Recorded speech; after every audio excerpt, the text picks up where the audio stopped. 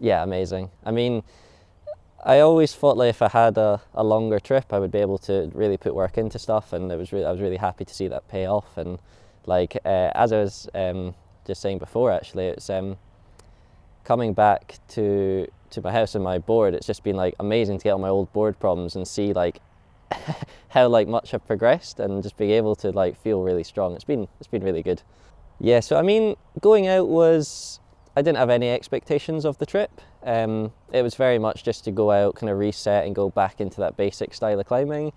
I mean, it was all just because, yeah, last year the Olympic qualification process was, it was stressful. It went on for the whole year, and by the end I felt kind of pretty burnt out, so I needed that sort of break and basic build back into it. So yeah, it was no expectation, so I was completely blown away with what I got up to. Before the trip, training wise, climbing walls were still open before I went, so like that was good, and I was not really doing anything out of the ordinary, just fingerboarding and doing some board climbing, to be honest. I think the main thing that I was doing, which is kind of like, I think probably what got me up all the routes at the Capella sector, is like sort of like 14 move campus boulders on the smallest holds I could find, which is like one of my favourite things to do.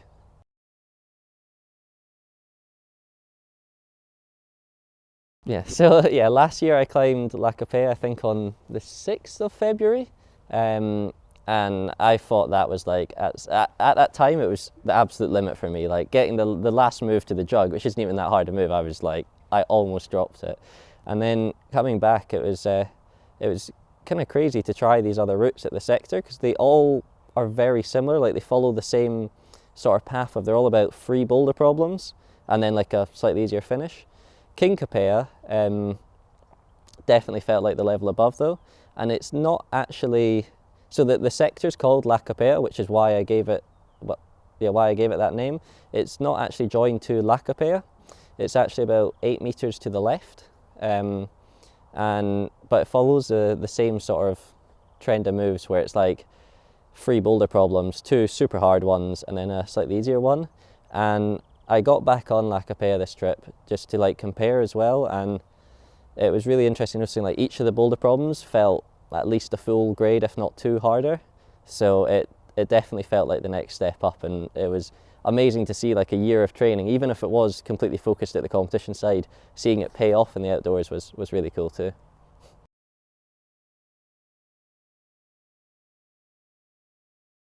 Yeah, Siurana for sure is like my happy place. I mean, it's, in general, it's all just edges, which, and on the harder routes, pretty small edges, which is what I love climbing on and what I'm always training.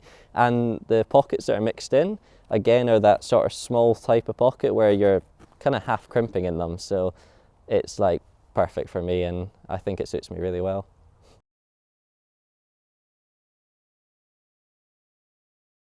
Yeah, so Furia de Jabali, I think it's pronounced. I'm not 100% sure on the pronunciation, but it's La Capella as well. It's essentially a right start to jungle speed, the 9A that's there.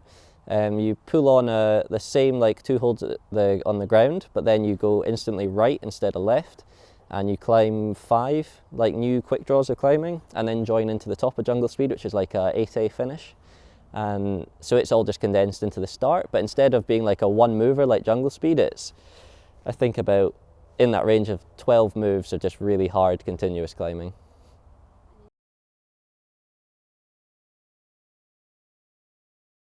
Yeah, the 9A first ascent I did last night is the line actually just to the left of jungle speed, and it's its own completely individual line, which is super cool. It again is very similar to jungle speed and the other routes at the crag, where it's just a 1 mover, like a couple hard setup moves and then just 1 really hard move, and then probably not so bad to the top, but there it finishes with a mantle, and it's like a proper font style mantle but on sloping limestone, so it's so hard. Well, it probably isn't hard if you're good at it, but I was so close to dropping it on the go ascent. It was ridiculous. Just like remember rolling over the top and like lying on my back just like for like a minute, like, oh my god.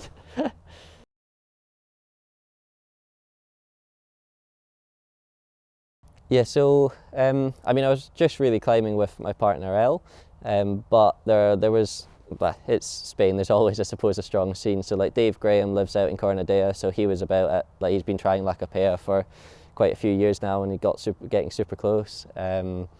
Yeah, Alex Magos did come over a little bit as well from Germany, which was super cool to see him on my route. So it was really interesting because I mean, when you're trying, especially a first ascent, you have no idea. Like you could be doing the worst beta ever, so it was cool to look at them and be like, okay, maybe like it is hard and I'm not just missing something obvious. I mean, yeah, it's super hard for I think to give like verdict on a grade if you don't try something much. He only had, I think, he only had the one day where he tried it, but he did think it was hard, and he agreed with me that he thought it was, you know, a step above La Capella. So if La Capella is 9B, then it should be 9B plus. I suppose you could downgrade the whole crag, but you know, it might make you unpopular.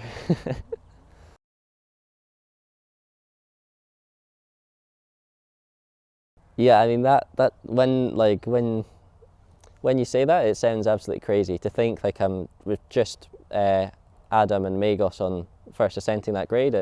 It sounds really crazy, but I do think that, you know, once there's some more repeats of like Stefano Gazolfi or Seb Bowen's routes, they might get upgraded as well. So I think a lot of it in climbing is also like pushing the new grades. The grades get like so spanned out, and like with bouldering, Daniel Woods the other year regrading all of his boulders, like moving them up and stuff. I think in the routes that'll probably happen fairly soon too, or to an extent. So I don't know. I'd try and reason it out.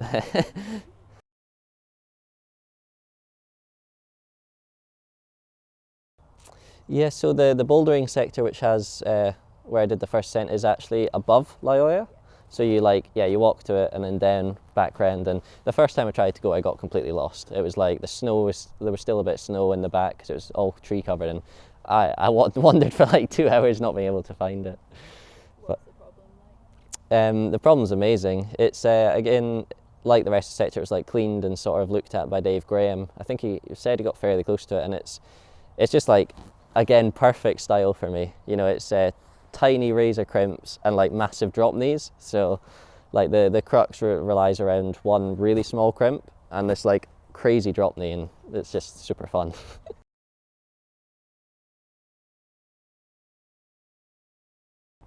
I think, yeah, like sort of on the sort of training side, like the trip, I was never going for the sort of conventional route style of trip. So I only actually did one super long route, Estado. Other than that, the routes and the boulders are fairly similar, because on the bouldering that I was doing, grade-wise, isn't far off the boulders I was doing on the routes at the La Capella sector, so that they kind of go hand in hand and kind of worked quite well together to sort of keep each other topped up, I suppose. I think it would have been different if I was like out trying La Rambla, say, for the trip as well. Yeah, I think so. I mean, like, yeah, in the run up to Moscow, I spent basically the whole of last year just bouldering. I did very, very little lead training, which did show in Moscow, which is a lesson I learned.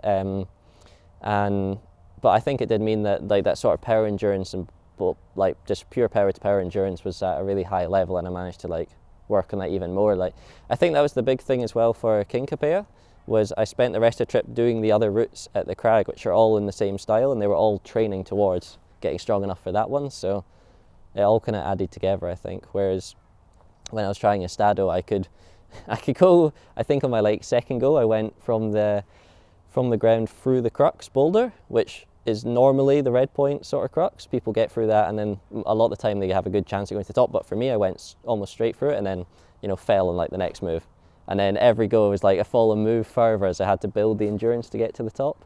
So that was for sure one of the hardest routes I think I've probably ever done, just because it's on the other end of the style.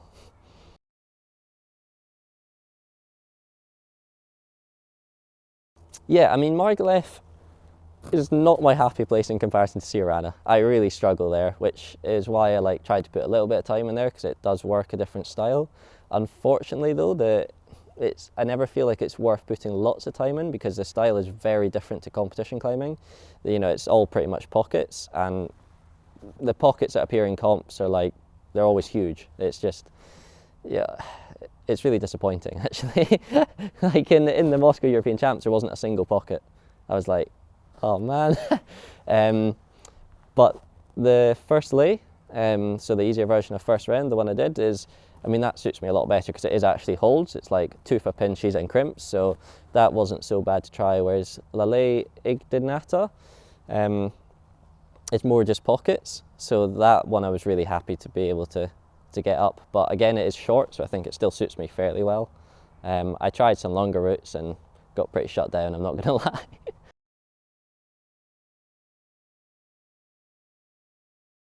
Yeah, for sure. I gave it a couple of goes when I was there, and like the top boulder by itself isn't so hard, but I think coming from the ground, I think it'd just be hard to stay like as like fresh as possible. I have to say, like when I was there watching people like Dave and the Spanish guy Jorge climbing it, I feel like my beta's really wrong because I like not using any knee pads or anything, whereas the beta they're using now just looks, it looks like I'm doing the wrong route really.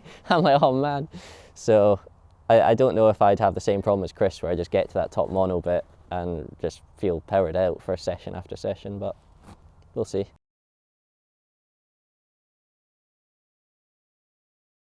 Oh, I hope it's bibliography. That'd be amazing. I was I was saying to Alex actually recently, I really want, like, I need to have another trip to Ceuse, and I don't know, to be honest, what I'd try the most there. There's one project that looks amazing that Chris Sharma has an old film of that still needs a ascent.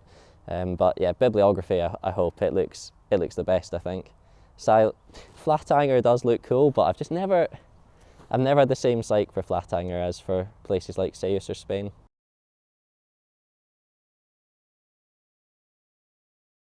Yeah, first ascenting was amazing. It's something I've never done before, but I've never had the time to do. But it's so rewarding. Just like getting on a route and having absolutely no idea what to do is just one of the most sort of interesting parts of climbing I think I found actually. And just, I think from that sort of like mental side of being able to work out beta and seeing what the best way is, I think it's really useful. And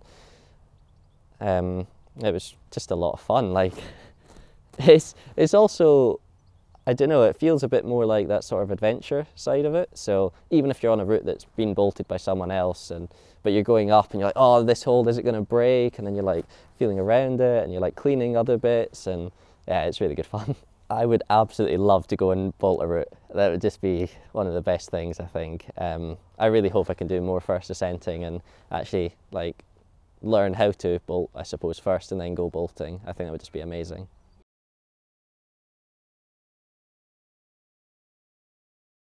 Yeah, it's the weather that gets me. Yeah, so I've never been to Steel Hut Crag, and there's obviously Dave's fighting, is it Fight the Feeling? Is that the one? I can never remember if it's Fight or Fighting the Feeling. I really want to go try that. I think that'd be amazing. Or just the original, the Ring of Fire line. Ring of Steel. What's Ring of Fire? That's a card game, isn't it? Yes, the Ring of Steel line. Yeah, that sums it up. They're kind of the only two routes that I'm particularly psyched for. I mean, if there was, Dave McLeod's posted cool footage of like projects that he's had, but I suppose need to wait for him to get up those and then can get on those. But yeah, I'm not overly psyched by the projects at Dumbarton. Like, it is a cool crag, but at the same time, I don't know.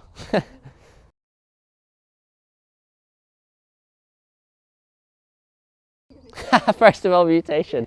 Yeah, I've already had a few messages being like, all right, so what grade's Mutation? And oh yeah, Mutation is basically like the next thing on my list. Like, I need to basically try and get that done. Well, not try and get it done, but I want to try and get it done. Ideally in the next month, if it's possible. It just, I always get blown away by how little that top boulder suits me. You know, the evolution I thought suited me super well, but then you get up that top bit, you do the rollover, and you get to the really small crimps where Steve never even fell on the red point. And for me, it's another world up there. So I really hope I can get that done. How many attempts? I don't know attempts. I mean, I've had days where six goes in a day where I've stuck the rollover move, So attempts must be in the hundreds. Sessions, I think around like 27 probably at this point. Must be getting close to 30 now. It's just ridiculous. Like, but the last couple sessions actually, so before Moscow in October, there was a bit of good conditions and I managed to have a couple days like consistently, which is what I've always lacked, I think, on it. I think you have to be consistent with trying it. And I got high points on the last 2 sessions. So I got right up to kind of the last hold-ish. Like I had one go where I hit it and like pinged off. So it's just one move from that and then it's done. So I think it's almost there, but I could fall on it. I mean, it's been like 4 years now, hasn't it? Like I could be like another 4 at this point.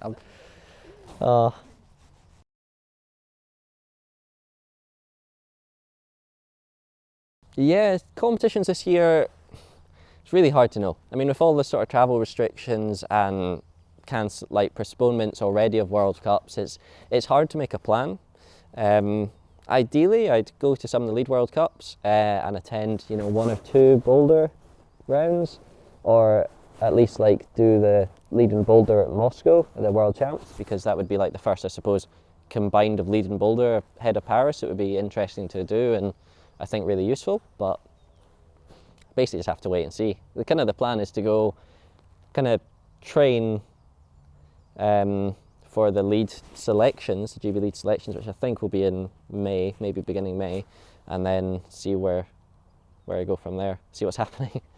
Yeah, I 100% think the World Cup season this year is going to be really odd. I know, like personally, if I was qualified for the Olympics, I wouldn't be trying to stress myself with like, oh, I need to get, how many would it be? Going on like 5 COVID tests to go to a World Cup, and then like try and perform and then have to worry about going and getting a test, maybe quarantine. I think for the Olympic athletes, it's going to be very much just focusing on the Olympics, and if it is possible to do a World Cup without too much problems, then they'll do that. But I definitely don't think it will be a focus. Obviously, you have the exceptions like, people like Jakob. I know if he gets to a comp, he wants to win 100%. I mean, that's the same with, I guess, a lot of them, but in general, I don't feel like many of them will be focusing on World Cup, so that I guess they'll be more open to maybe the non-qualified people. But then again, it depends what training people have had over the last year, and I think the whole season is going to be a bit hard to predict.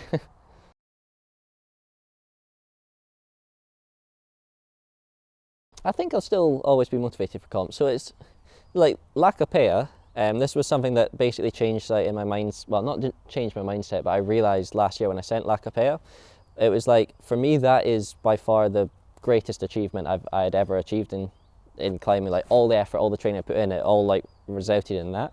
Whereas like making the final in Chamonix in the year before, although it's not, because it's competition, there's so much random factor in it, and it's whoever performs in the day, it didn't feel like as much of an achievement, but the feeling of performing in front of like a crowd of that size, I mean, that sort of feeling was incredible, and that's something that I'd still love to go and try and get back to.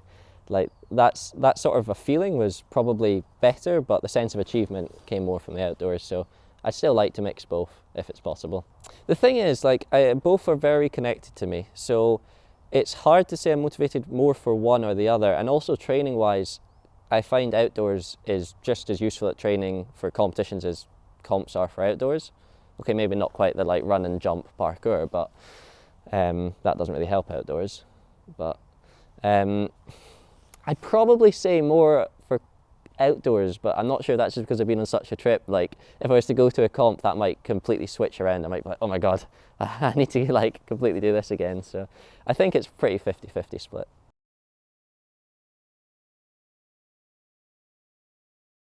There's a lot of like factors of climbing that I hadn't taken as seriously, I guess, before, that I've like changed my perspective on, and kind of just on the whole sort of professional side of it. Like, from being a kid and, going to a couple youth comps and stuff, and just, it was just kind of the thing to do, rather than like, oh, this is actually like a path in life that you can take and really dedicate to and focus on. So it's, because I always thought, I'd still be going to university or college or something like that, whereas actually seeing it from like the Olympic point of view and seeing that it's just like something you can completely focus on has been really eye-opening. Yeah, no, I mean, I 100% believe, well, I 95% believe I would have got up Mutation if it wasn't for the Olympics, but I mean, it was like, you know, once every 4 years. I mean, the combined format's not happening again in Paris, so it was, you know, one shot in a lifetime, so I don't regret like putting everything into that.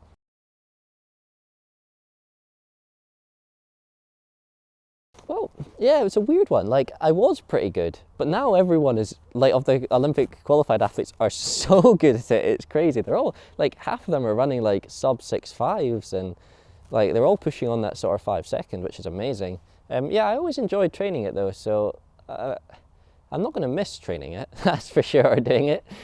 But I was kind of, I'd say, like, indifferent. If I had to keep doing it, then I'd keep doing it. I'd be quite happy to do that, but now that I don't, quite happy not to. Like, speed's always been an element that's really influenced my climbing. For instance, on King Capella, on the first red points where I was starting to get somewhere, I was getting up to the second boulder, which is like the red point crux, and I was taking like 1 minute and 20 seconds or something. And I remember looking at the video and timing it and being like, I need to get faster. And then I think when I sent it was more like down into sort of like 50 seconds. So it's like something that the speed of climbing and like the efficiency is something that's always interested me, and I think speed climbing has also really helped to influence that. So yeah, I think it has been useful.